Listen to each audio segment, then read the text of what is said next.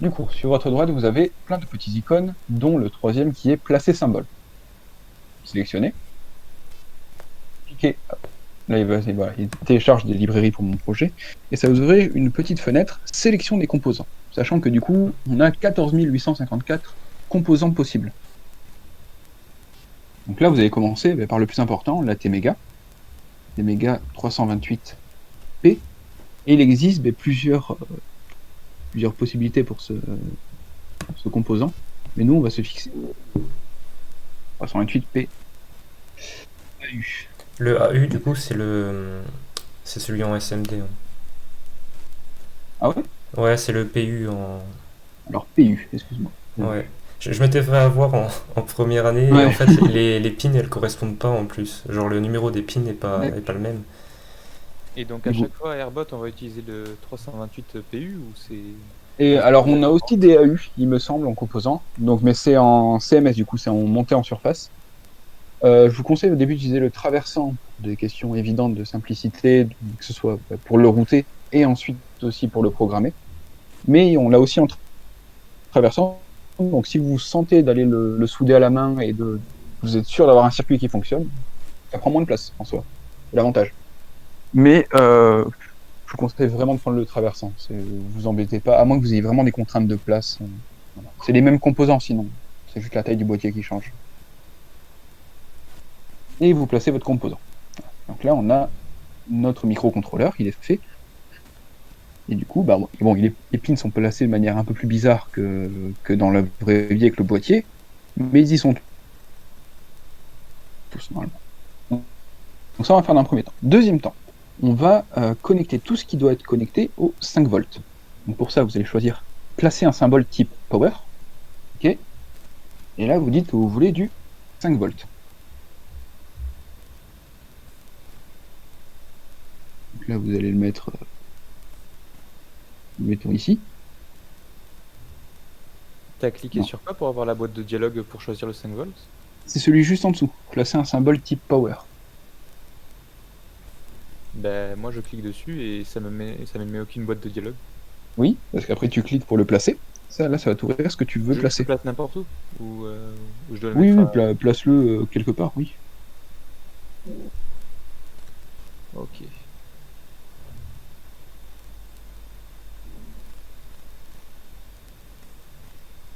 Hop. Donc 5 volts.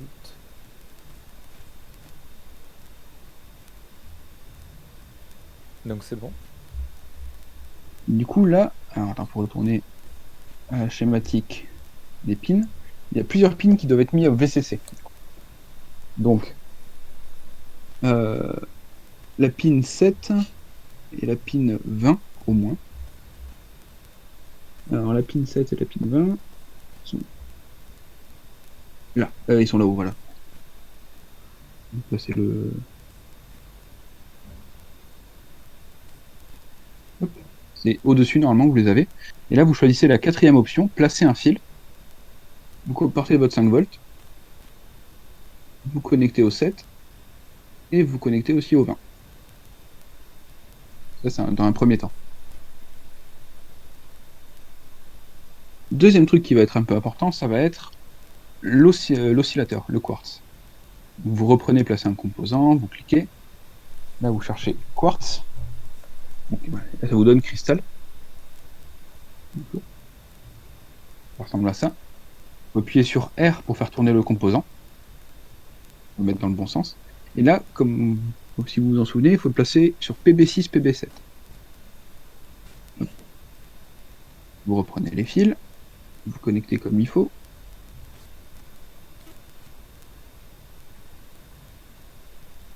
Hop. Et normalement, si vous allez voir la datasheet pour un quartz et compagnie, il doit être accompagné de 2 condensateurs. On est reparti. C'est pour une capacité non polarisée, comme c'est appelé dans KiCad.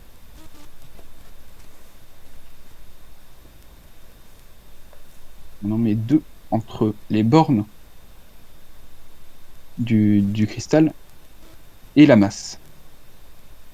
Donc c'est un circuit qui est assez bien fait parce qu'en fait, il lui faut il suffit d'un rien pour qu'il oscille. Et c'est assez pratique. C'est-à-dire que de lui-même, en fait, il va créer un sinus à 16 MHz, notamment celui qu'on va utiliser. Et du coup, il nous faut un GND, une masse. Et on continue. Juste, excuse-moi, comment on fait Oui. pour arranger le câble, tu sais, quand on l'a câblé, mais que du coup, enfin, le câble, il se met pas aussi bien que toi, par exemple? Comment tu Prends fais pour la... modifier? Parce qu'au final, là, c'est que des traits, on est d'accord, il n'y a pas de lien physique. Pour Ah l'instant, si, c'est juste le schéma. si tu pars d'un bord du composant à un autre bord, ça va être connecté, oui. Le KiCad va comprendre que c'est connecté ensemble. C'est-à-dire que, regarde, on va repartir. Là, mettons, j'enlève une connexion entre mon cristal et mon quartz. Et entre mon cristal et mon condensateur. Je prends mon fil, je prends une pin du condensateur, j'ai cliqué, je vais tirer. Donc là, il a compris que j'étais connecté au condensateur. Et je vais à l'autre pin. Et là, tu vois, il va me faire un petit nœud en disant, ouais, c'est connecté et au cristal et au fil d'en face. Là, ça fait un nœud, tout est connecté ensemble. Ouais. Pareil ici pour le GND.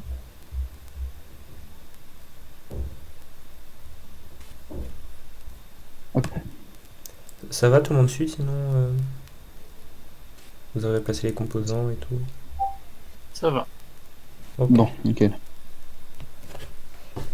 Là, je ne me souviens pas par cœur des valeurs. Les valeurs là, des capacités pour le cristal, c'est vraiment dans la datasheet. Enfin, c'est fixé. Beaucoup de cette valeur-là. Donc là, il me faut deux de 22 picofarads de chaque côté.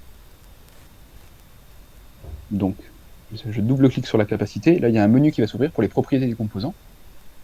Donc, je vais les appeler C1 et l'autre, il va s'appeler C2 et de valeur 22 picofarads. Voilà. Du coup, C2 qui fait aussi 22 picofarads.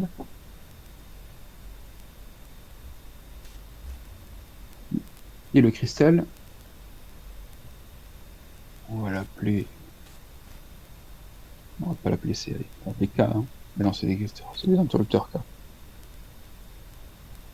Oh, ça m'emmerde. Allez, hello. Hein. Comment? Y, c'était bien. Hein.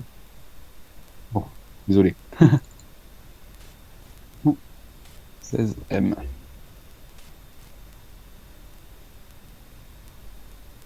Voilà. Donc là, dans un premier tour.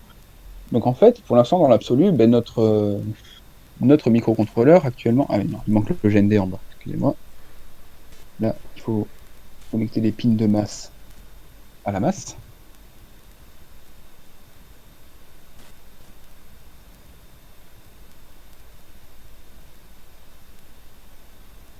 Donc dans l'absolu, avec ce qu'il y a là, notre microcontrôleur à l'intérieur, ben, en soi, il fonctionne, il a une cloque.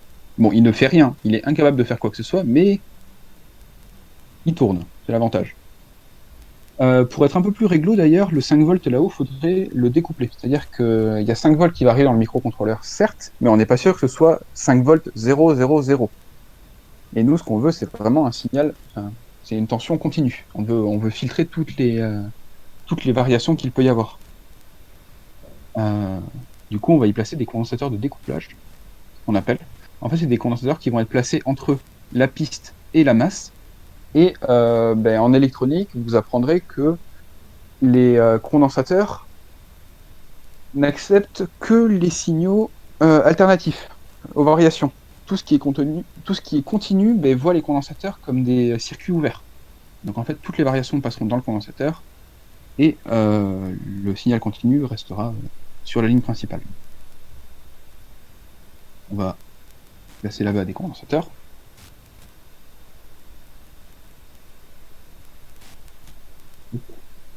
Non, généralement, on en met un de grande valeur et un de petite valeur. Décaler un peu d'ailleurs pour que ce soit plus joli. Oh, hop.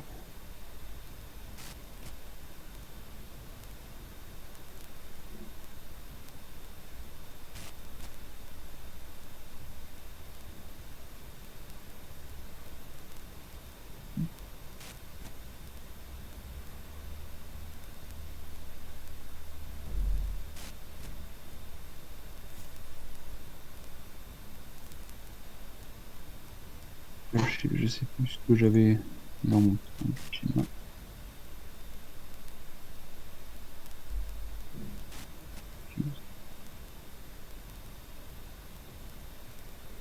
Super, j'avais mis le découplage. Lucas, t'as quoi comme valeur de kappa pour le découplage? On fixe à peu près la même chose. 100 nano.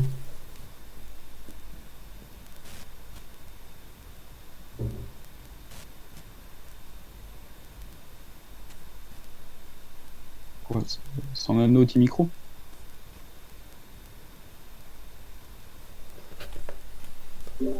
Ouais, juste un petit détail.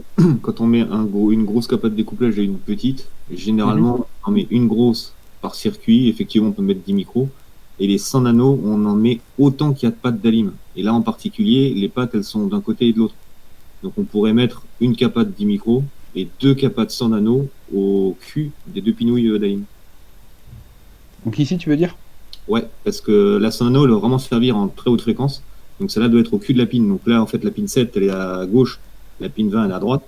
Donc, on va mettre une capa de 100 nano au cul à gauche et une capa de 100 nano au cul à droite. Et la 10 micro, on la met un peu plus loin sur l'ampoule d'alim. Généralement, si on veut vraiment être nickel, quoi.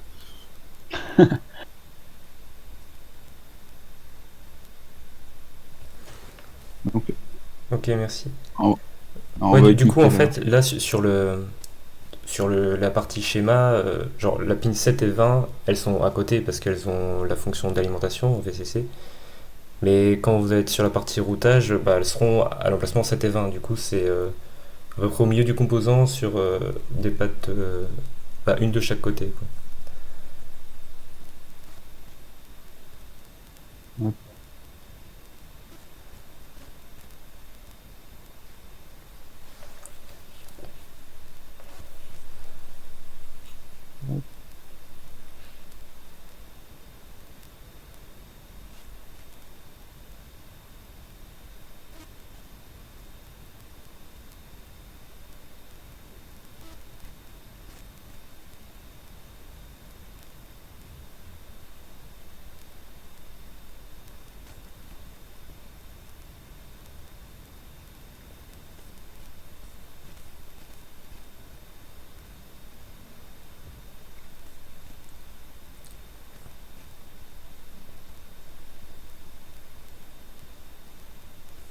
Ok. Donc, on a découplé notre alimentation. On a notre quartz. On a le gène en bas. Maintenant, ce serait bon de mettre... Qu'est-ce qu'on pourrait commencer par mettre? Ben, on va mettre les pins analogiques, par exemple. Ça pourrait être une bonne idée. Donc, pin analogique. J'ai rien oublié. Le bouton reset aussi, on le fera après. Ok, on fera tout ça. Les pins analogiques, du coup, ils sont entre PC0 et PC5. Donc, tout cela, on va les mettre sur, côte à côte sur une même broche, si possible. Donc PC0, PC5, ils sont ici. Donc de 23 à 28. Tout cela ensemble.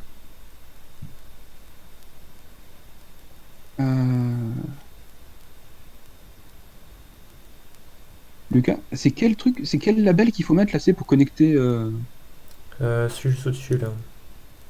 celui-là? Ouais, ça marche. Ok. Donc L'autre, là, on a c'est ce qu'on quand il y a... appelle un... Ouais, vas-y. Ça, c'est ce qu'on appelle du coup un label du coup, local. C'est utilisé quand on fait des schémas électriques en fait pour éviter d'avoir un seul gros schéma, un seul gros pâté en fait au milieu de notre écran. Et que par exemple, ça va être pour déporter des pistes. C'est-à-dire que là, je vais donner un label.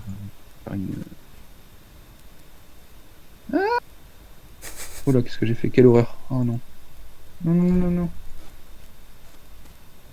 Oh non, quelle horreur. Fais CTRL Z, puis... En fait, c'est un label qui va permettre de déporter des pistes, mais qui pour autant en fait seront connectés. Donc en fait, là, on va mettre des labels devant chacune des broches, mais notre conceal, ça s'appelle, hein, sera mis plus loin dans le schéma. Mais pour autant, ça sera connecté sans qu'il y ait un grand fil qui fasse tout le tour. Donc, lui, on va l'appeler A0.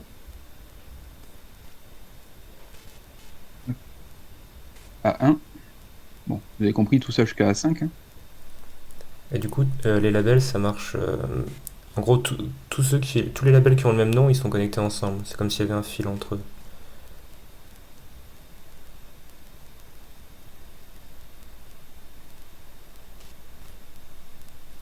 Après, je montre pas super l'exemple, hein. Faudrait peut-être tirer un fil pour que ce soit plus lisible. Hop.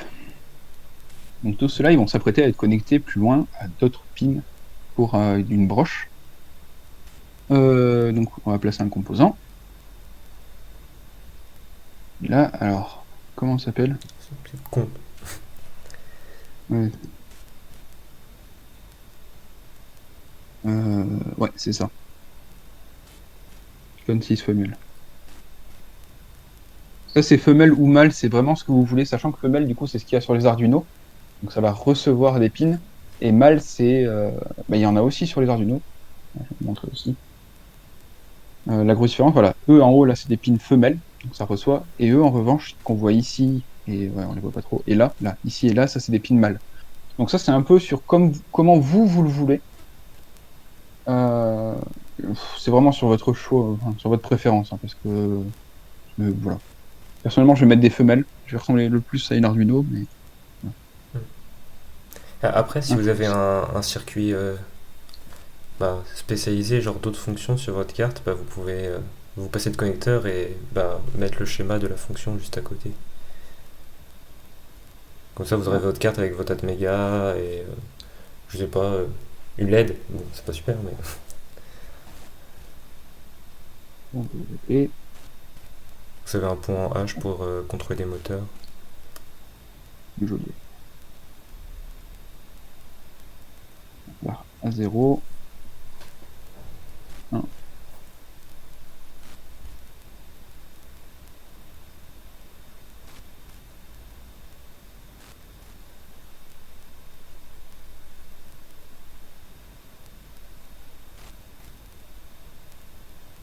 Et à 5. Et on les connecte.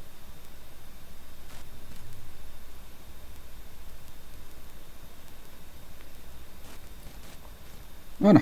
Donc déjà, tous nos pins analogiques sont connectés du coup à des broches femelles qu'on pourra mettre sur les extrémités de la carte. Ça nous fasse des connexions extérieures.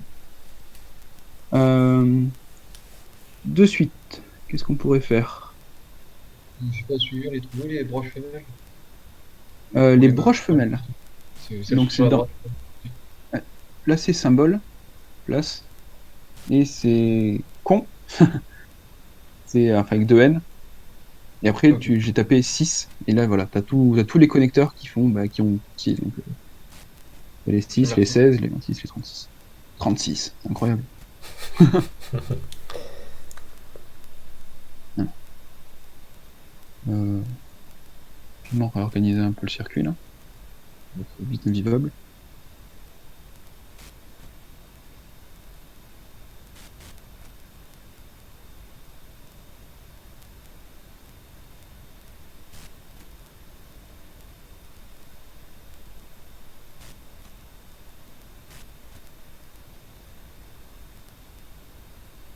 Hop. Euh, et... Est-ce que vous y êtes tous? Oui. On va faire cette partie-là. On va faire le circuit d'alimentation, donc l'entrée d'énergie sur votre carte, et la création du 5 volts.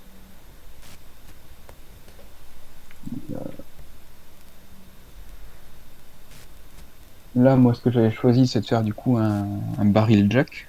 Après, on peut choisir du coup le connecteur que vous voulez, hein. On peut même mettre des pins, des conceals, pareil, des broches, pour que vous puissiez brancher votre alimentation et votre masse. Dans mon cas, je vais mettre un barrel jack.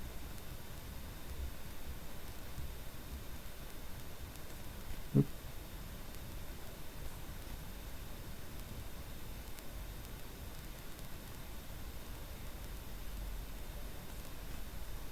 Hmm.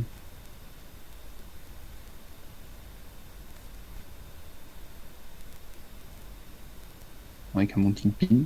Hop, là-bas. Hop.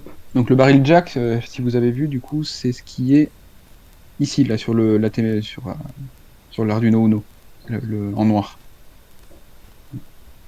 Donc là, c'est à vous de choisir. Vous pouvez vraiment utiliser ça ou ben, un console si vraiment vous voulez. C'est comme vous voulez pour les besoins de votre carte. Et ensuite, on va y placer un régulateur 5 volts. Voilà. Comment je l'ai appelé, moi? Là, pareil, c'est aussi sur celui que vous voulez. Il en existe beaucoup, beaucoup.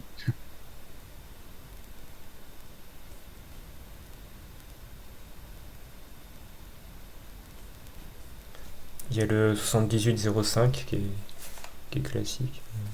On va prendre celui-là, celui qu'on a le plus à Airbot. LM11805. Et par contre, vous avez un catalogue avec les noms des composants sur le logiciel et ce qu'ils sont? Parce que moi, personnellement, je suis en informatique, donc les noms des composants électroniques, voilà, hein, je les connais pas vraiment. Euh, À part les composants de base, mais je veux dire les TO, tout ça. Eh ben, après, la solution, c'est que tu utilises régulièrement, c'est qu'en fait, tu tapes régulateur 5 volts dans Google, Ouais, et du coup, et le là, nom, tu vois ouais, et là, tu vois ce qui en sort, tu vois, parce que, ouais. à moins d'avoir utilisé plusieurs fois les composants, et que du coup, tu commences à connaître les noms selon ce que tu veux, tu vois. À chaque fois. Oui, même en électronique, on connaît pas tous les composants par cœur. Je suis sûr que même Romain, qui est 14A, connaît pas tous les composants par cœur. Je Ouais. sais pas, hein. Ouais, quoique j'ai un doute aussi. Ouais. Mais Et après, non, il y a une bonne solution aussi, c'est de pomper sur des schémas existants. Tu as toujours des notes d'appli ou des exemples de schémas, par exemple dans les datasheets des composants. Ouais. Et souvent, ils mettent les références. Donc, ça permet d'avoir une idée des références de composants qu'on peut utiliser aussi. Ok.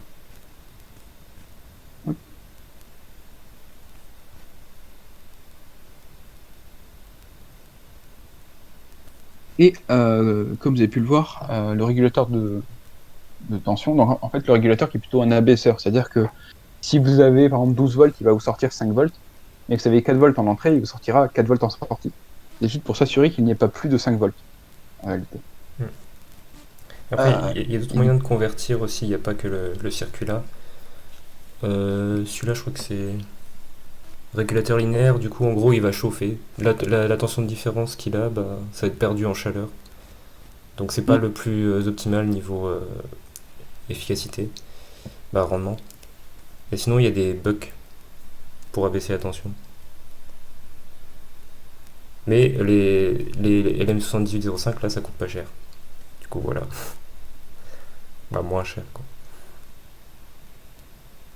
Hop. Donc en sortie, on met un label 5 volts. Hop. En sortie, composant sur Vout, on a notre 5 volts et on le découple pour retirer toutes les parties qui ne nous conviennent pas. Donc, alternative. On veut du 5 volts stable.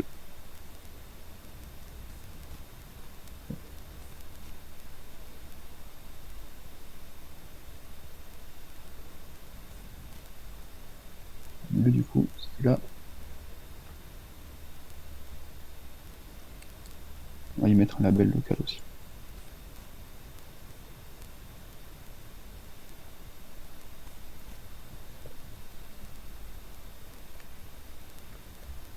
Là. Et du coup, on met C6. Non.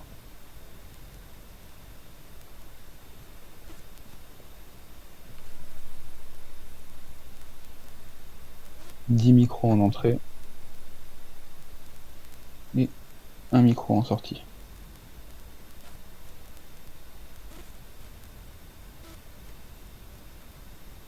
Ok.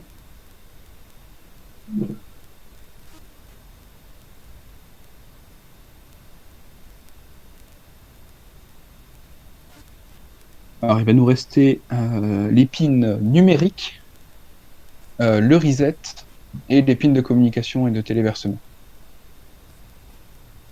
Est-ce que vous y êtes tous? Il y en a qui ont des questions.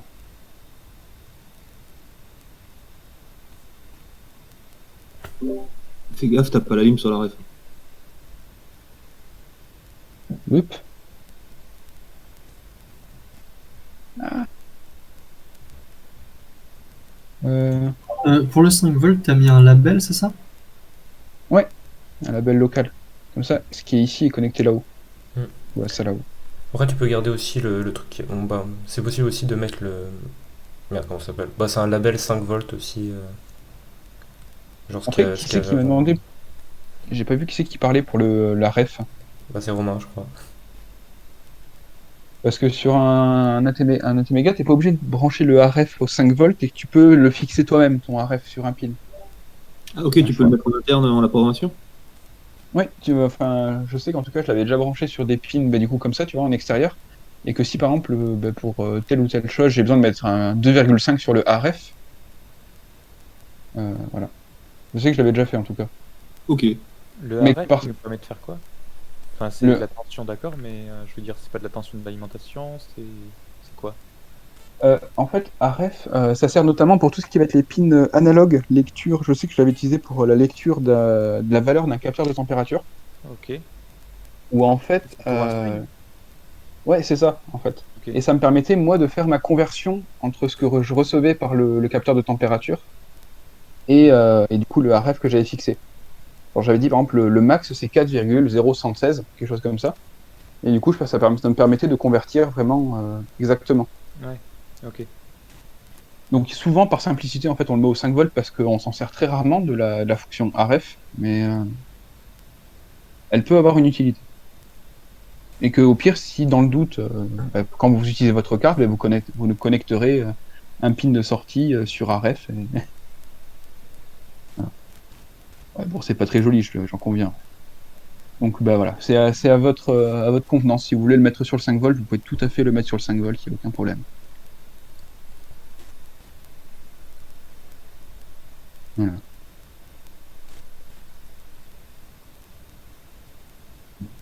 On va le mettre sur le 5 volts.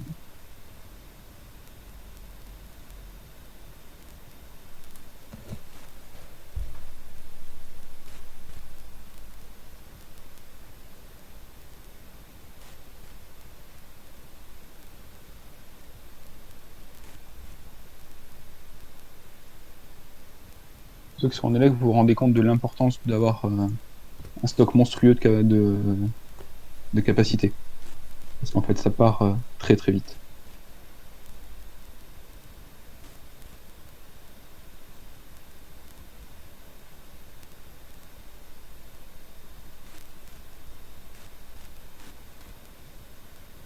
Ok, allez, on va faire les pins numériques, comme ça sera fait. Pins numériques, on en a combien? Hop. Digital. Alors eux, on les touche pas là, SCK, MISO et MOSI, parce qu'ils serviront pour de la com. Ici, RxCX, Reset, on les touche pas non plus. Pareil. Donc en fait, on en a 1, 2, 3, 4, 5, 6, 7, 8. Lui, je sais plus, PP2. Vous pouvez vérifier, Lucas? De quoi? Lui, il a le PB2. Oh, attends, puis est-ce que j'ai une datasheet ouverte?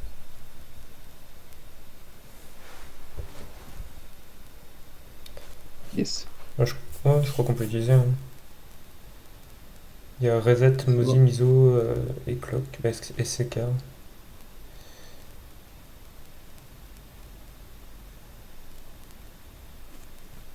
Je sais plus du tout C'est quoi que tu ceux cherches? qui sont. Mais pour les communications, genre, c'est quoi les groupements de 4 qu'il faut sur les pins? Tu vois ce que je veux dire? Hop, on va tricher un peu. Miso, Mozi, SCK, Reset. Ouais, juste ça, hein. Le SS, il est pas utilisé. Bah, on peut Alors, l'utiliser en 3, petit 4, 5 numérique. ensemble. Bon, allez, hop. Ça. On va commencer par le Miso, Mozi tant qu'on y est. Alors, Ah, hop, c'était les numéros que donc tu voulais, j'avais pas compris. oui. Ah, Ok. Alors, pour Misomosi, il nous faut un conceal 6. Là, je vous conseille de prendre un mâle, je pense. Hop. Et du coup, il nous faut pour... Il nous faut... Ah, j'ai pris un fil. Label local. Il nous faut le VCC.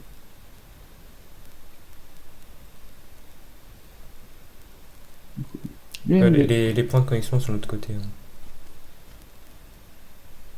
Sur le connecteur, je crois. Si tu fais un miroir Y, normalement ça. Ou comme ça. Je reviens. Vas-y, vas-y.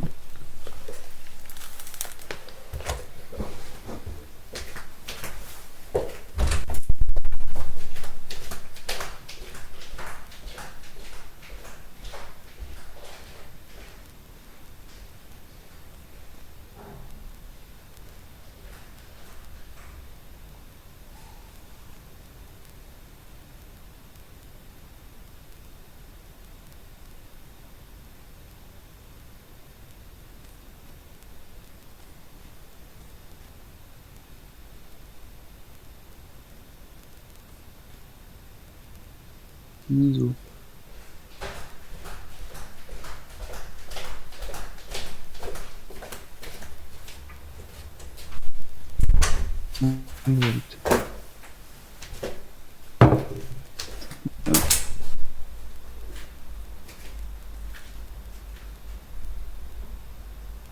Ozzy Reset Ground.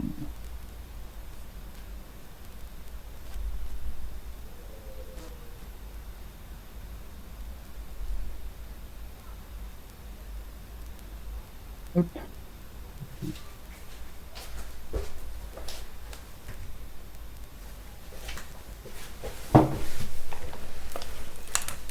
Ok. Je vous conseille vraiment aussi de les mettre dans cet ordre-là, c'est-à-dire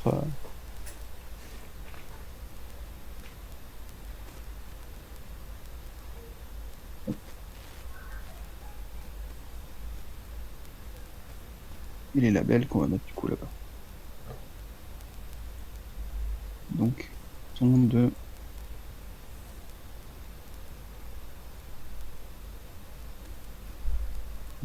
CK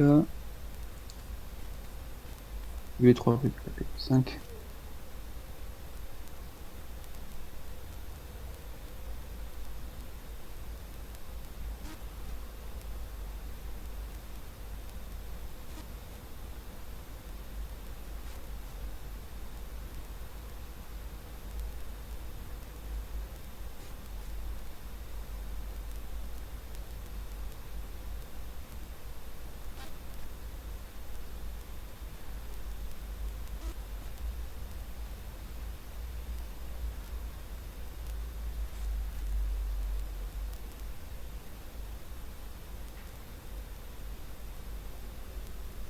Ok, on avance. Sachant que là, du coup, il va nous manquer le reset. On va aller faire de suite.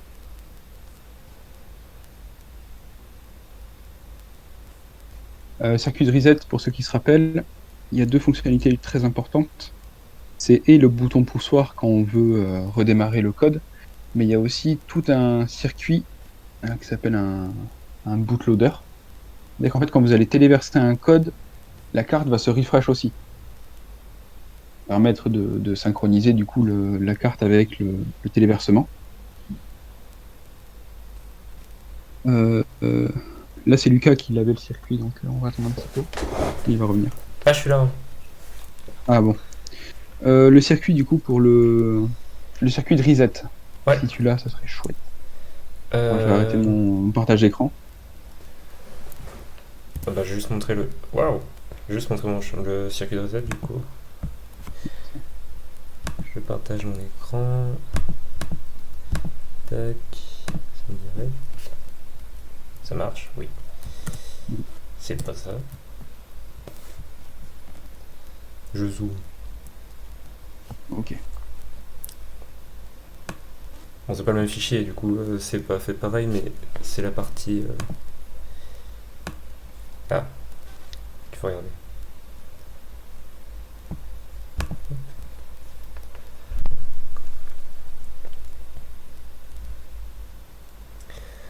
Du coup, en fait, l'idée, là, il y a le bouton. Et de base, le fil, il va être à 5 volts grâce à la résistance là. Et bah, le conducteur là, il va être chargé à 5 volts aussi. Et quand on va appuyer sur le bouton, on va passer à 0 volts. Et quand on va lâcher le bouton, ça va remonter tout doucement vers 5 volts. Et en gros, c'est un circuit pour éviter qu'il y ait des rebonds. Parce que quand on appuie sur l'interrupteur, en fait, c'est pas juste 0, 1, quoi, ça fait plein de 0, 1, 0, 0, 1. Ça. Comment on dit? Ah, Martin, je sais plus. Du rebond. Ouais, il y a du rebond. Du coup, voilà, c'est un circuit anti-rebond, ça. Et plus, il y a moyen de contrôler par l'extérieur, du coup, par le port de programmation. Et une résistance de protection pour éviter de faire des courts-circuits, ce serait dommage.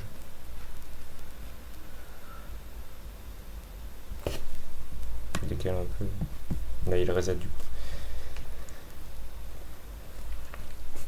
Du coup, il y a une résistance qu'on appelle de pull-up en haut, qui s'appelle R21. Voilà, ouais. C'est-à-dire qu'elle va forcer le reset par défaut, il est à 1. Et comme vous pouvez le voir sur votre schématique de microcontrôleur, c'est reset bar, c'est-à-dire qu'il est actif à l'état bas. C'est pour ça que quand on va appuyer du coup sur l'interrupteur, ça va mettre reset à la masse. Ça va faire un court-circuit, ça va l'envoyer à la masse, et du coup ça va appliquer un 0, et du coup ça va activer reset. Et d'autre part, quand il y a ext reset qui est à 1, ça va aussi couper.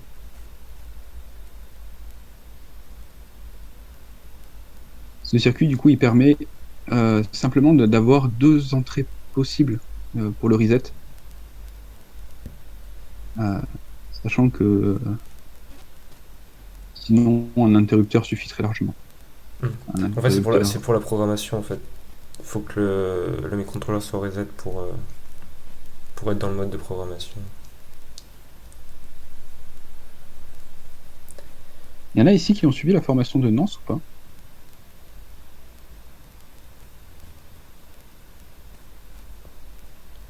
Et ils sont tous partis.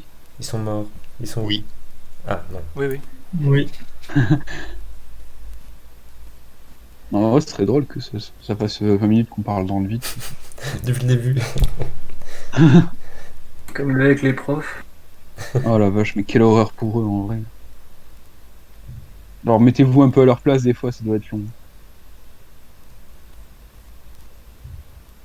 De voir que t'as, je sais pas combien de personnes connectées sur ton Zoom, mais qu'au final, il n'y a pas tant de monde que ça qui écoute.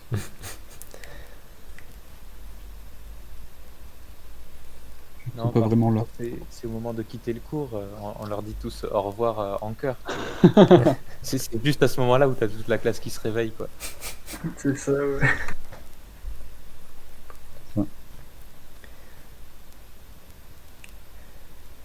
Ouais, mais c'est moche quand si vous avez des questions, vous avez compris et que la personne répond. Aïe pour eux, quoi. C'est bon, du coup, pour le circuit de reset? Oui, pas, ouais, je vais reprendre. En soi, après, ouais, on a bientôt fini. Ouais, juste les digitales, bah les numéros. Du coup, je coupe, hein. C'est bon? Ouais, vas-y, je vais reprendre. C'est pas là. Oh.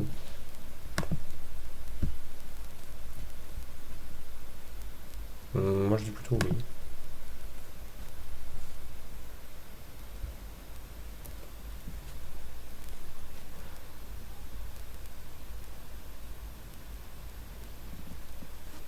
Ouais. J'arrive.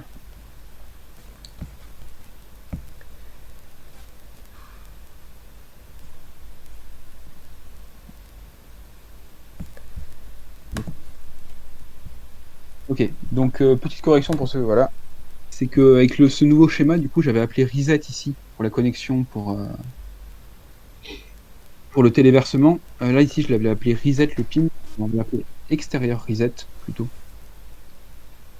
Et que ici, du coup, j'ai mis un label reset pour les connecter à la carte. pour que ce soit plus lisible.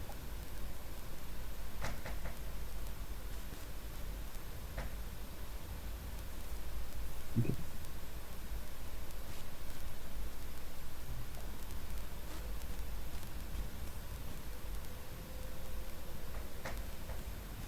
Allez, courage, c'est bientôt fini.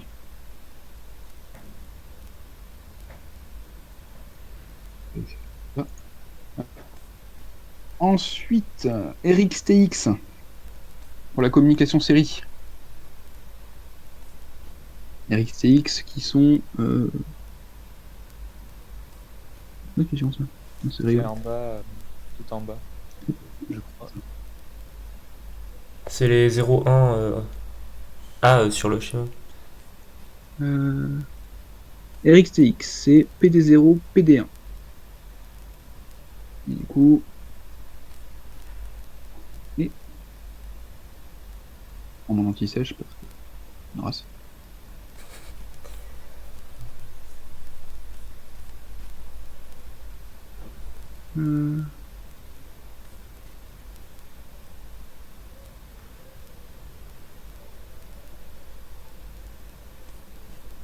Hop. Non. On va créer un concile 4.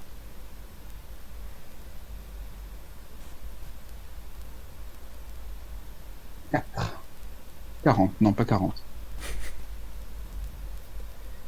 4, mal. Tac. On va leur donner des noms pour qu'on se souvienne. Ok, analogue. On va l'appeler Rogue. On va l'appeler Real. Et là, du coup, les petits labels. Donc on a le 5 volts. On a le GND. GND, il faudra que je crée un label GND d'ailleurs. Et RX. RX. Ça, on verra quand on fera le routage, mais ce sera important sur sur la carte d'indiquer, de graver RX et TX en face de la pin qui correspond. Parce que il y a un sens de communication. Il faut que le RX soit connecté sur la bonne pin. Et le TX pareil. Et si vous connectez à l'envers, vous n'aurez jamais rien. Du coup, j'ai fait un truc malin que j'aurais dû faire en fait depuis le départ. Qui est un pin généralisé de ground. Ok. Et du coup, RxTX, on a dit c'était PD0, PD1.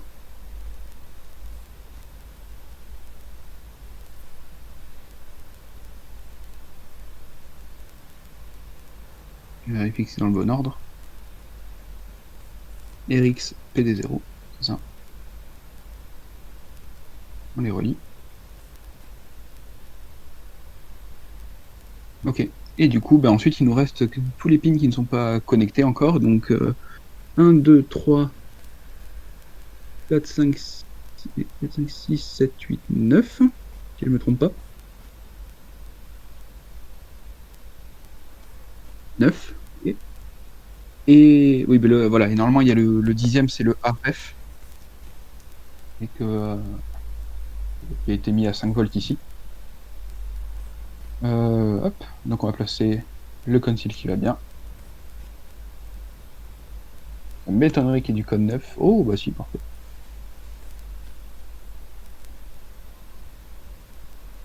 Le concile 9. On va nommer digital. Et là, brace yourself.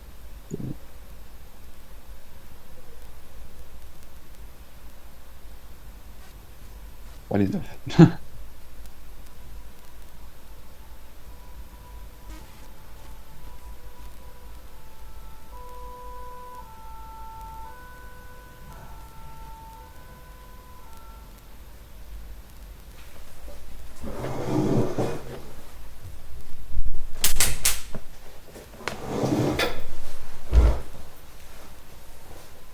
Miam le grand tiroir.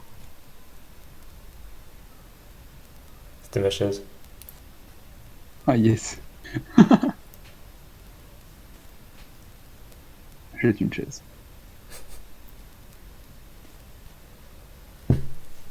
Ah. On fait quoi après? On se sépare en deux groupes pour la partie routage? Ah, tu veux router? Moi, ouais. Ou... Bah, je sais pas. Tout dépend si on fait pas du coup la formation de Romain avant. Ça, c'est. Bah, faut voir aussi Ah, ce ouais. qu'ils ont envie de faire eux, hein, parce que Oui, oui. Puis après, c'est les principes- ça c'est fait les- déjà une heure. c'est ça, c'est quand même les principaux intéressés. Il y en a que ça intéresse, oui. Qu'ils ont plus envie d'entendre nos voix. C'est c'est complètement légitime, hein. Après, ça peut être une autre fois aussi. Hein. On peut faire des petites séances. Ouais, on n'était pas super au point, mais mettez-vous à notre place, c'est pas facile non plus. En sorte que ce soit plus vivant la prochaine fois. Ouais. Mais c'est plus facile quand t'es dans la Avec un salle peu et. de micro- Comment? Avec un peu plus de micro ouvert. Ah oui.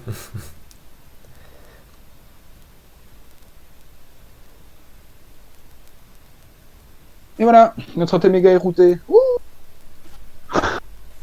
félicitations. Elle est routée Bravo. sur le schéma. Oui. Petit truc qu'on peut ajouter juste pour le debug et qui est pas forcément débile, c'est d'ajouter une petite LED sur l'alimentation, là sur le 5 volts.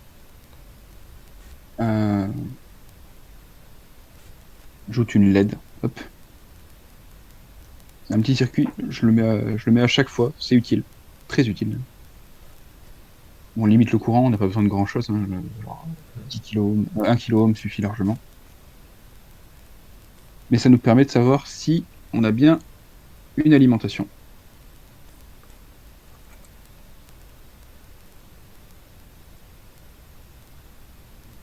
Hop.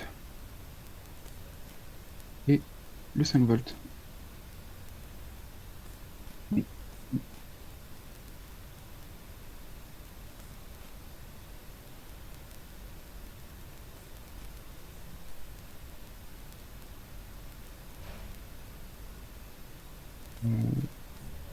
R3. Oh, yes. Voilà. Et là, on est bon. Est-ce que vous êtes bon, vous aussi? Bah ouais. C'est bon. Vous êtes arrivé au même point. De toute façon, le schéma sera dispo, hein, pour ceux Ouais, qui tu l'enverras. le voudront, du coup. Bah, maintenant qu'il est fait, tant qu'à faire. Bah ouais, ouais. Donc ça, là, du coup, ce que vous avez sur ce schéma électrique, c'est tout ce qui est nécessaire pour faire fonctionner un LTBega 328P. Si bien entendu vous voulez ajouter des choses sur votre circuit électronique, pour votre carte après, je vous conseille du coup vivement de les rajouter directement ici, hein. C'est pas si mal. Vous voulez d'autres circuits annexes, plus de LED par exemple, c'est tout à fait possible ici. Par exemple, Lucas avait montré lui, le typon qu'il avait montré, écran ATmega, c'était pour faire un robot suiveur de ligne. Et je sais pas, Lucas, il y avait que ça sur ton circuit ou t'avais ajouté d'autres trucs aussi à côté? Bah, au pire, je peux le montrer. Vas-y. Comme ça, si tout le monde est ok. Sachant pour ceux qui font robot sumo, du coup, je vous conseille de partir de cette base, voilà, d'un ATmega comme ça. Si vous sentez, hein, sinon on part simplement d'une Arduino classique, carte Arduino. Et si ensuite vous sentez que vous pouvez faire une carte par vous-même, voilà, je vous conseille de partir de ça et ensuite de construire autour. Alors, c'était ça. Oui. Oui, en écran du coup? Oui. Ok. Bon, en gros, c'était un peu la même chose, sauf que à place d'avoir des connecteurs extérieurs pour le genre A0, tout ça, et les pins digitales là, en gros, bah, j'avais personnalisé ça et attends, qu'est-ce que j'ai? Je vais zoomer un peu. Du coup, j'avais des boutons parce que bon. Genre si on veut passer le robot dans différents états, du coup j'avais rajouté des boutons qui étaient connectés directement sur les ports au-dessus là. j'avais des pins de sortie là qui étaient connectés au moteur. Donc sur le schéma on le voit pas parce que j'avais une deuxième carte. Du coup PWMG et PWMD là ils étaient connectés sur une... Oula, j'arrête de bouger. Ils étaient connectés sur le connecteur là. J'avais un buzzer parce que c'est marrant de faire des bip bip avec un robot. Et j'avais pour détecter les lignes on utilisait des récepteurs infrarouges. Et en fait pour qu'ils fonctionnent faut qu'ils aient... faut qu'on leur injecte 38 kHz. Faut que l'émetteur soit 38 kHz. Bon, en gros, fallait générer un signal carré. Du coup, j'avais un NE555 à côté qui faisait que ça. Et qui était connecté aussi sur une pin à l'extérieur. Donc voilà. Ah, puis il y avait une LED avec deux couleurs. Voilà. Du coup, voilà, avec le schéma de Martin, en fait, vous pouvez repartir comme base, et puis après, vous modifiez vos entrées-sorties comme vous avez besoin, avec d'autres fonctions si vous avez Notamment, besoin de rajouter des choses. pour un robot sumo, ce qui pourrait être utile, ça serait les cartes de contrôle des moteurs. Un moteur, c'est pas juste avec des pins de l'Arduino, vous aurez jamais assez de puissance pour faire tourner des moteurs. Donc ça peut être des cartes de contrôle, hein, les LM18200. Et pour les robots auto, ça devrait suffire par contre, parce que les moteurs sont tellement petits, ce que j'avais vu avec Sébastien, ils sont tellement petits, ils consomment tellement peu, que normalement, rien qu'avec les sorties d'un ATmega, ça suffirait à les contrôler. Voilà. C'est quoi le robot auto? C'est des tout petits robots, ils ont des micros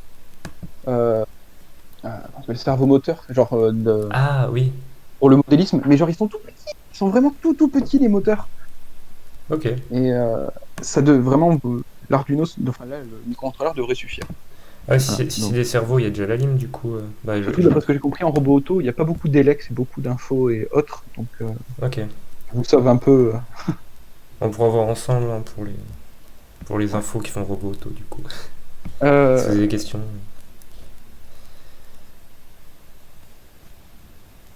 Pour les robots sumo, est-ce que vous êtes dispo là pour ensuite aller discuter rapidement du projet, de où est-ce que vous en êtes et comment avancer? Oui. Ouais, dans la discussion robot sumo du coup ensuite quand la format sera terminé. On va Ouais. voir comment Moi on je fait. vais rester un peu là si vous avez des questions plus. Ou s'il y en a qui veulent continuer à router, ou je sais pas. Commencez à router du coup. Parce que le but là, c'est d'arriver jusqu'à router le PCB en entier ou de commencer un petit peu? Le truc c'est que si on commence à router direct, à mon avis on va se retrouver avec un Arduino. Du coup, je pense que c'est Oui. plus intéressant déjà de personnaliser le schéma électrique et peut-être la prochaine fois router. Et surtout attendre la formation de Romain, il va vous montrer comment on route. Surtout les trucs à Et, pas faire. Ouais, surtout comment ne pas router. Ouais, mais après, ça peut être intéressant si tout le monde a 5 minutes, quoi, d'essayer de jeter les composants et de voir comment ils Mm. feraient, quoi. Ouais, Juste ici carrément. pour compter 15 minutes, quoi. Ouais, ça peut Histoire d'appréhender un peu les difficultés du routage. Ouais, c'est ça. Moi, Ouais, c'est vrai que ça pourrait être une bonne idée aussi. Parce Bah, que là, à mon avis, avec les connecteurs et tout, déjà, et le quartz et tout, ça va commencer à être la chiasse à router, là. Hein. Si tu Ouais. jettes les composants sur le PCB, Oui, ça va faire beaucoup de connexions. Il faut voir les petites loutres, ce qu'ils en pensent. typiquement, moi, j'ai fait déjà ma carte et enfin, il manque plus qu'à router mon PCB, quoi. Oh Ok. là là. On peut voir ensemble, hein, si tu veux, après là. Par contre, vous allez rigoler. C'est le Mais meilleur. Ouais, moi t'inquiète. je veux voir ta carte. Parce que, genre, j'ai des pins inclinés à 20 degrés, Quoi? Vous allez voir. Vous allez voir. Alors, j'ai mis la méga au centre et après, le reste, on s'en fout. Ouais. Ok. Bon, on fait comment du coup? Hmm, Est-ce que vous voulez voir 10 minutes comment on route ou pas? Moi, Ok, je trouve que ce serait intéressant. Enfin, pourquoi pas? Pour voir la démarche en entier, quoi. Même si Bon, ça- tant qu'on est là. Ouais, allez hop, ok. c'est parti. Comment? Quelqu'un a parlé? Je crois, je sais pas qui. Quelqu'un qui parle dans le chat aussi, je crois. Non. Non. Non, on dit juste beaucoup de merde avec les anciens dans le chat. Ouais, non, ouais. J'attends quand même la formation Romain et Alban. Ah, ça pourrait être super cool. Surtout qu'Alban, il fait plus que du routage au Cathy maintenant. Donc, C'est vrai? Commence à Bah être ouais. un peu expérimenté. Ouais. voilà, depuis le début, il a fait. Ouais, je crois qu'il a fait quasiment que du routage, quoi. Personne lui plaît. Bah ouais, et des routages, putain, la carte moteur qu'il a routé, je te raconte pas l'enfer. Hein. Je crois qu'il n'y a même plus la place pour mettre une capa. Ah ouais? Wow. Ah non, mais c'est l'enfer. C'est qu'il est bon, alors faut le garder, faut en CDI. Hein. Mais oui, C'était pour le truc avec le bras robotique, là, quoi, la carte moteur. Ou Ouais, c'était c'était pour Ultraban. Roban. C'était Ultraban. Ouais. Ultraban. Ouais, ok. Donc une petite carte contrôle moteur 50 ampères 40 volts tranquillou quoi. Mais pourquoi ils font Noé aussi petit Ça, c'est quand tu prévois pas la place. Bah, la place elle est imposée ouais. Donc c'était 80 par 40 quoi. Donc enfin il y avait du monde quoi. Putain la carte. En plus, c'est une carte globale ou c'est des cartes, cartes pour chaque moteur? Non c'est une carte par moteur quoi. Ah, ok. Ouais, ça serait marrant la formation en deux. Ah faut les proposer. Ouais. Tu partages ton écran, Martin, ou tu m'envoies le schéma? Comme tu veux. Je peux. Sinon, tu m'envoies le schéma et je continue. Ouais, en vrai, je suis chaud. Allez, vas-y. Envoyer le fichier. Ok. Tu l'as envoyé où? Ah non. 1 minute. Ok. Je pose.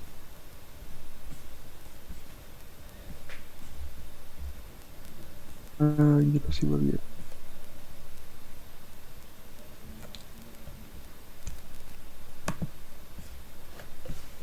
Type de fichier invalide? Comment ça, type de fichier invalide? Envoie-moi un zip du dossier. Ah, c'est bon. Devrait suffire normalement, non? Je sais pas, on va voir. Sinon, je te le zip. Je veux bien que tu zippes parce que là, il n'y a rien. Non.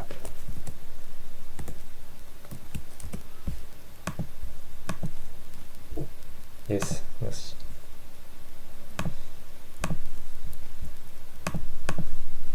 Bon, du coup, robot sumo, on verra plus tard. Désolé. Mais on essaiera. Ouais, ce week-end, ça serait cool de pouvoir se faire une fois. Enfin. Faire un petit moment où on revoit les projets, voir comment on va faire. Une bonne idée.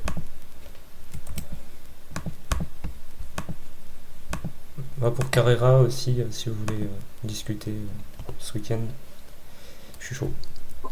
Ok, ça marche. J'ai plus de gens, mais t'as eu plus de réponses. Ouais, t'as vu. Et ils sont mieux les miens. Ouf. Ouf. Et vous, Ça toujours me ça. plaît pas, hein. Ça me plaît pas ce qui est en train de se passer là. Le pire, ça reste même Marius qui fait une réunion en même temps que la formation. Ah, le salaud. Ouais. Mais pourquoi Ok, le schéma arrivé. il est vide? Mais sérieux? Bon. Ah, on va faire ça alors. Partager. Mais Hop, comment ça se fait? partage mon écran. Ah mais non, attends. Ah! En fait. Ah oui, en fait, il y a un dossier dans un dossier, j'avais pas vu. Ok. Dossierception. Ok, non, bah c'est bon, je vais pouvoir partager. Je relance le truc. C'est bon, ça va.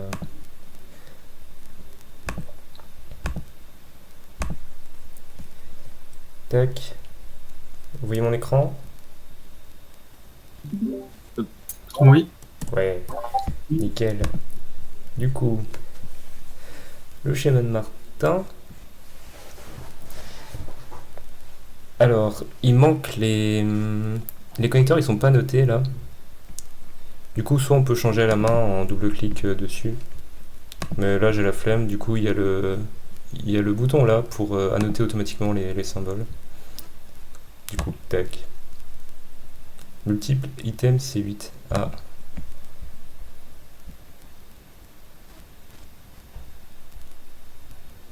Je vais renommer celui-là. Tac.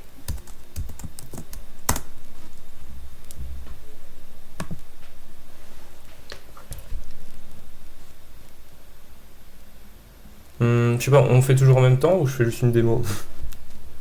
Non, bah, vas-y, là, fais une démo. Ok.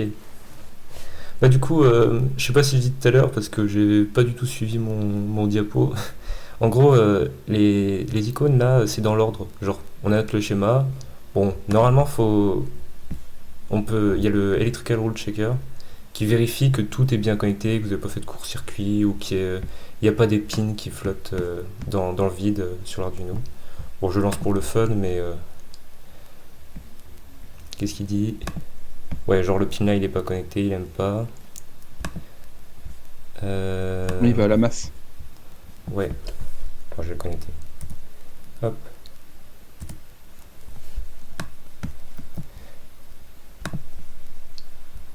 External reset, pourquoi il est pas connecté? Bon, après c'est pas très... Bah normalement faut vérifier du coup, c'est pas mal de vérifier avec ça, voir qu'il y a bien tout de connecté. Bon là pour que ce soit pas trop long, on va dire que c'est ok. Ils n'ont pas le même nom. Ils ont pas le même nom? External reset. Bah normalement oui. il est là. Ah Et voilà. oui. Ok. Pareil. En fait, le RC, c'est pas si on a le temps, si on le fait toujours, parce qu'il y a toujours des conneries. Comment ça? Le check de schéma, faut toujours le faire, parce qu'il y a toujours ce genre de petites conneries, et Oui, franchement, c'est con de jeter la carte juste pour ça, quoi. Oui, c'est clair. Du Ou coup, l'accrocher au les Airbot. coccinelles, c'est important. Du coup, là, il n'y en a plus que deux normalement.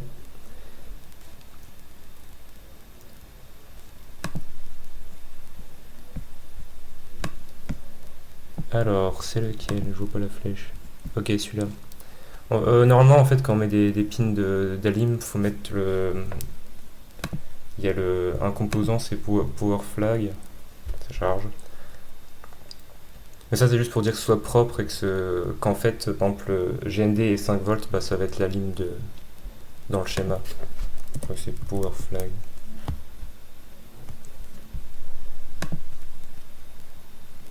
Ah, mais il y a... attends, quoi.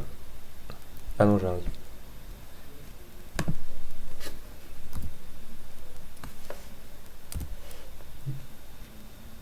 Bon, c'est juste pour que le DRC écrit pas quand on le lance. Ah! Bon, moi j'ai fait une connerie. Bon, je sais plus comment on utilise Power Flag, c'est pas grave.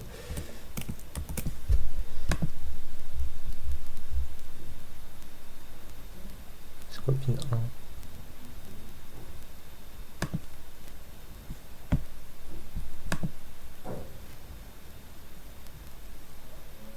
Oui, ok, c'est la même chose. Bon, voilà. Bon, normalement, faut vérifier toutes les règles du DRC. Bah, faut que ça passe toutes les règles. Ensuite, bah, du coup, là, à chaque symbole, faut associer l'empreinte qui correspond.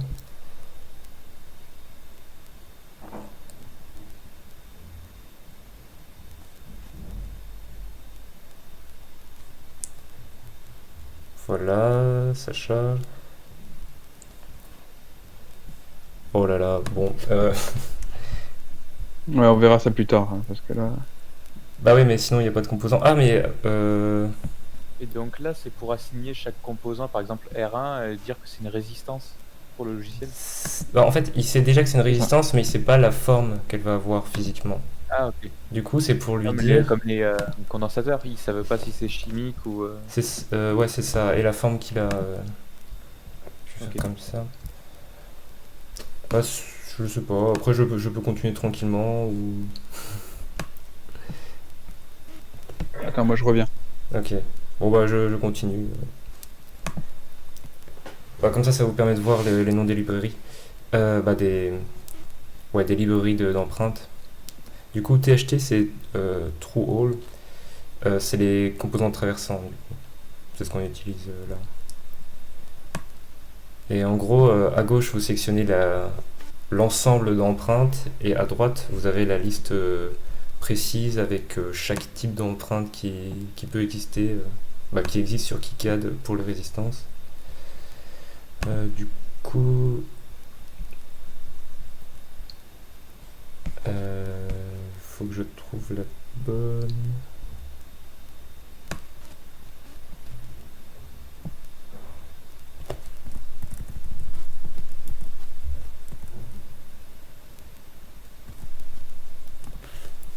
En vrai, quand on est au local, on peut mesurer si on veut, ou connaître les.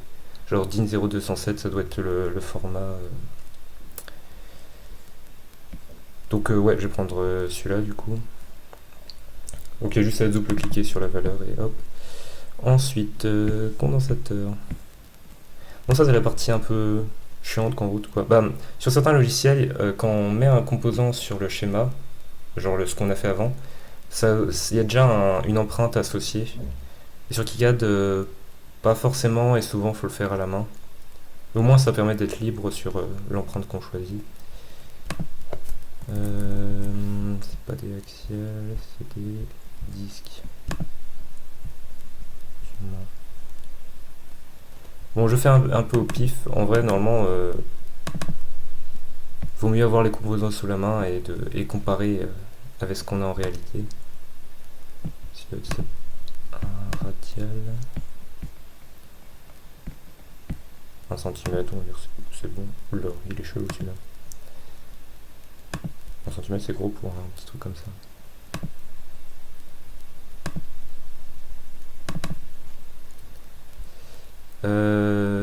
Bon, 10 micros c'était un chimique. Le 10 micros là c'est aussi un chimique.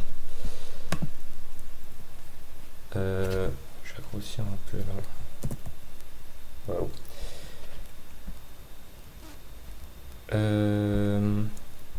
On peut faire CTRL-C, CTRL-V, ça marche pour quand on a plusieurs fois les mêmes. Du coup, tous les trucs en nano, je mets le même. C'est peut-être pas forcément vrai, mais. Le 1 micro, on va dire que c'est un chimique aussi. Ils sont juste plus gros les chimiques.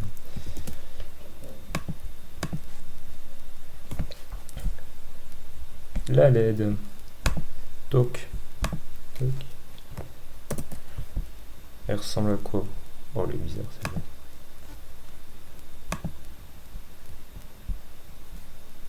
Non, il n'y a pas les verticales. Ouais.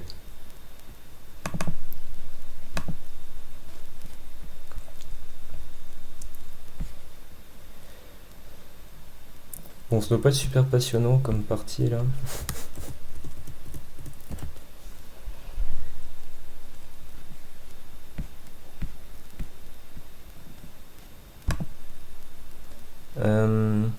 Du coup, header c'est les mâles et socket c'est femelles.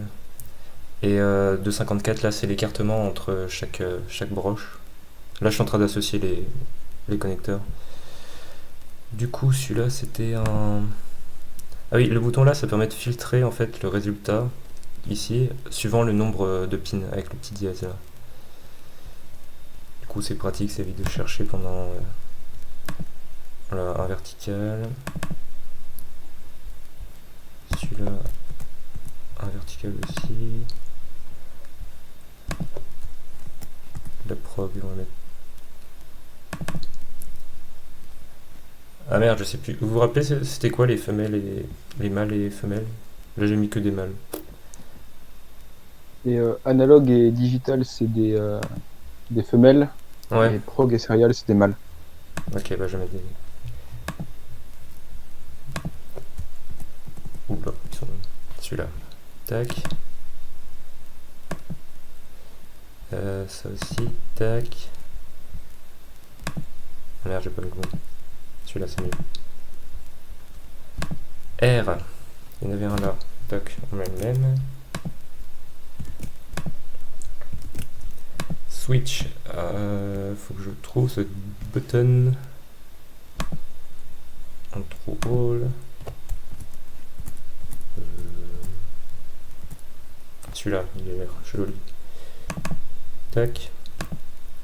Et le quartz. Cristal. Tac. Alors, ce qu'on a, il ressemble à... ça. Normalement, il faut vérifier en fait la taille. Il y a plusieurs tailles, entre les deux trous. Là, c'est 5, 0,8. Du coup, normalement, ça, c'est un truc à vérifier quand on associe l'empreinte. Mais là, je sais pas trop. Du coup, on va faire OK. Tac. Donc, là, les empreintes ont été associées, un peu à la nymphe, mais associées quand même.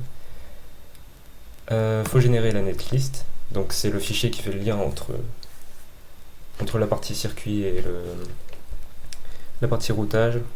Ça dit les liens, les connexions. Le nom, on s'en fout.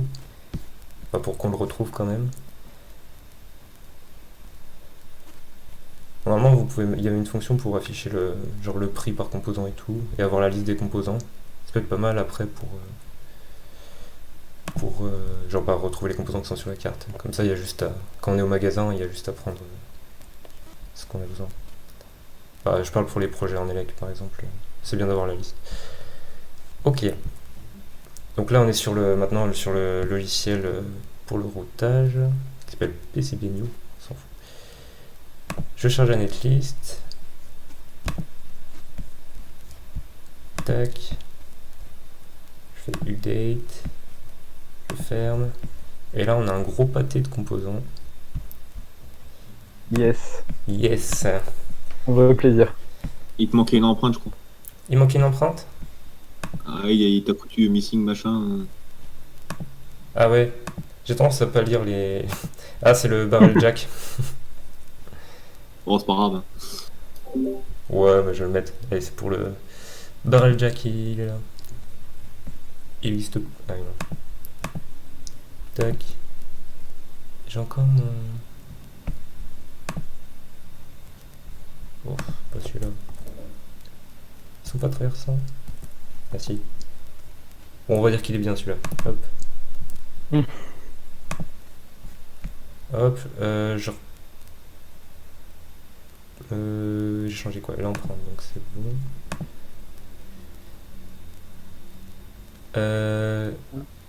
Il faut que j'update. Du coup, vous l'avez compris, là, tous les traits blancs, c'est des connexions qu'il va falloir faire physiquement sur la carte. Ouais, ça va être fun. Voilà. Maintenant, c'est l'enfer. Ouais. Voilà. Là, et bien sûr, vous n'avez que deux faces. Donc, quand ça se croise, il faut se débrouiller. C'est copie.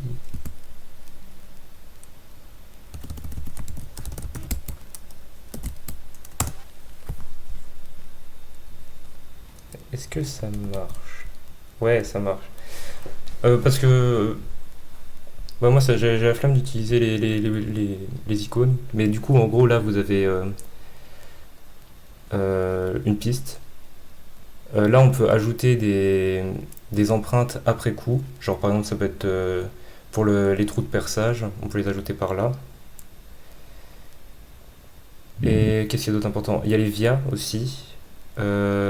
En gros, c'est pour passer du côté top de la carte au bottom.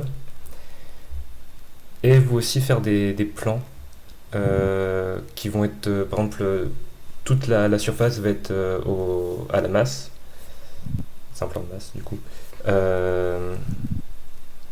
Et donc, Romain vous expliquera très bien ça. En gros, on met une face où il y a quasiment que du plan de masse et ça permet une immunité aux perturbations. Ça permet aussi d'avoir moins de fils parce que comme vous avez la masse qui est un peu partout sur le circuit, vous n'avez pas besoin d'aller connecter tous les pins de masse de tous les composants ensemble. Vous les connectez au plan de masse en général. Voilà. Du coup, je sais pas si c'est les mêmes raccourcis sur Windows, mais normalement ouais. Du coup, quand on est au-dessus d'un composant, quand on appuie sur M, ça déplace le composant. Je vais essayer de bouger un peu tout ça.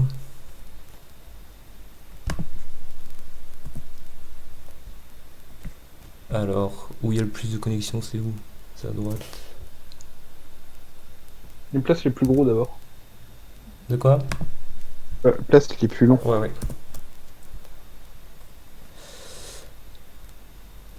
Alors, des fois c'est intéressant aussi de changer sur le schéma l'ordre des connexions L'ordre, ouais. pour éviter d'avoir ce genre de toile d'araignée là. Et encore les toiles d'araignée c'est un peu mieux. Ah celui-là il a l'air pas mal. Genre, tac, tac. R pour... Rotate. Ouais, je mets loin pour l'instant. Le cristal c'est important, faut qu'il soit proche de la carte. Ouais, du microcontrôleur. Microcontrôleur. Merde, tac.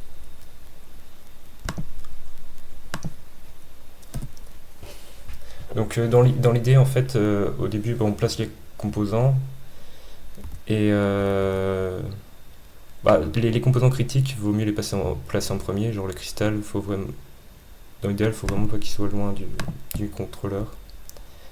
Parce que c'est lui qui va cadencer, donc s'il commence à avoir des perturbations sur ses lignes de connexion, c'est pas terrible. Parce qu'il faut savoir que plus un signal fait du chemin sur une piste électronique et plus il va prendre de bruit, de perturbation. Du coup il y a les condensateurs de découplage aussi. À mettre. Pardon.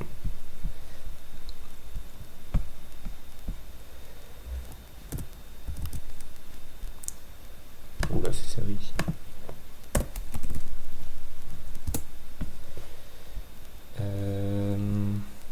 Il est où l'autre 22? Ah, il est là. Tac, M c'est pour bouger. R.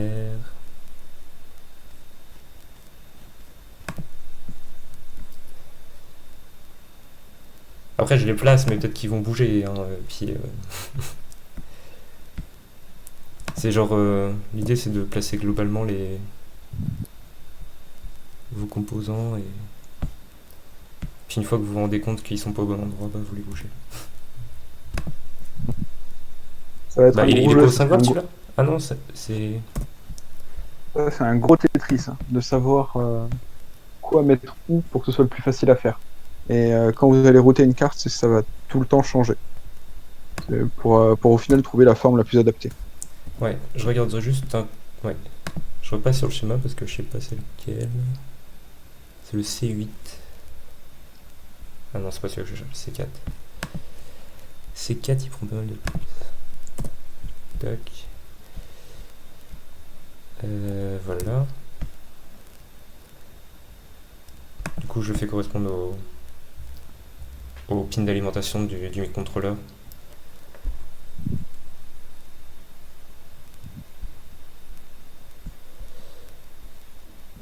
Ça serait la ligne du coup. Ça va ensemble. Oups. Ah, je vais à celui-là.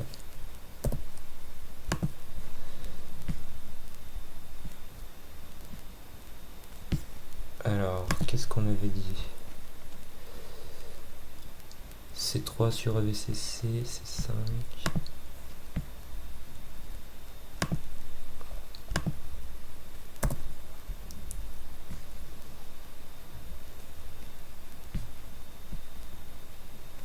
Attends, Lucas, t'es au pad numérique?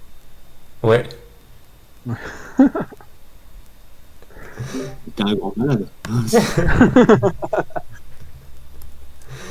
Et là, il y a du génie. En plus, j'ai une souris, j'aurais pu la chercher. Bon, celui-là, je sais pas où le mettre. Bah, en fait, du coup. En fait, tu dirais C4 parce que C4 c'est l'électrochimique, on s'en fout, elle peut être loin. Par contre, tes céramiques, tu les fous au cul des aliens. Ok.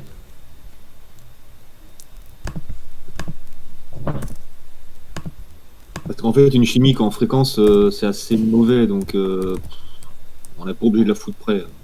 En gros, au-delà de 100 kHz, la chimique, c'est un bout de bois, donc elle sert plus à rien. En fait. J'aime bien l'image.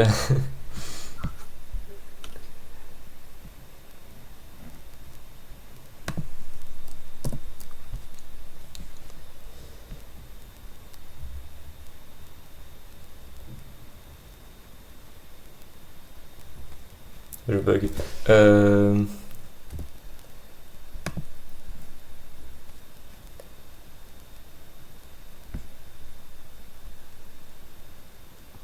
C'est sympa toutes les capables de découplage, mais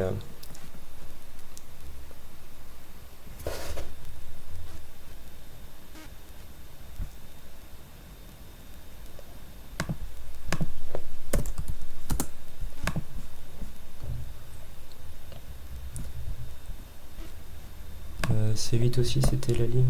Il y a un truc des lignes de l'autre côté, je crois. Et le zoom doit être horrible vu que je zoome avec le pad. Tac.